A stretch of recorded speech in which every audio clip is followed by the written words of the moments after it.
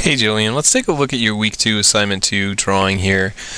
These drawings, I find that they're a little bit difficult because with a lot of people, we're still focusing on the technique so much. We're still trying to get a hold of how the markers are reacting and working together and trying to get that technique down and just getting comfortable with them, that I think it's very easy to kind of overlook the even more basic stuff of not marker but even just kind of the drawing and composition, and making sure that your elements within your arrangement are working together correctly and are proportionate and placed well. So I think the technique stuff and the way that you're using the marker in both cases are very good. Coverage of the marker is excellent. It is like a painting, like you were saying. I feel like you're not leaving any one area to just kind of to not be dealt with, but you're really working with the entirety of the page that you have here, and that's great. I mean, it makes a drawing feel that much more invested. Makes it feel much more alive because of it, rather than having like a background that's just full of paper white, which just empties out the whole drawing. It creates too much of a stark contrast.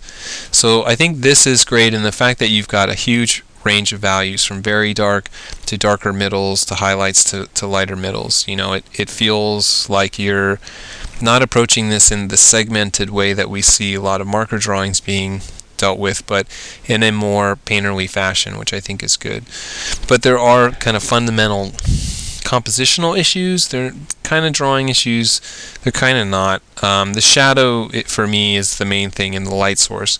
So you've got a couple of objects where I think you've got a shadow that's kind of moving in this direction pretty consistently, but the shadow that's from the cylinder casting its way onto everything else it's a little bit too direct. It's almost like this in and of itself is kind of an object. The shadow is an object, and it needs to be one is that I think some of it is the mark making that kind of continues it. Some of it is that you actually have the value continuing on even though there's no object there. And the shadow needs to kind of follow the contours of the object. So what it does is, let's see if we can get this to be a little darker. What it does is it kind of hits this cube, and then it's just going to basically drop right off down and continue on to kind of the ground plane below, climb up around the sphere and go all the way around it, and you're not really going to see it. And this is just kind of air, so there's nothing for the cast shadow to grasp onto, and so what it needs to do is just be like the rest of the background that's behind it. And this is in both cases. Like, we shouldn't be seeing this in place. They should be completely eliminated and let them be what they are with the background. I think there's some other kind of cast shadow issues where you have a cast shadow for the big cube down here, but you don't have it here. So then it feels like this guy is casting his own kind of shadow, but the one behind it is being disregarded, and it does feel very odd, especially when you see how kind of strong this shadow is. And this one is definitely working, I think, for the better. Although I will say that if you have a cast shadow here, you're going to have, it basically means that the object that's here is being covered up by this cast shadow. Wouldn't be as light as it is. It would definitely be a lot darker.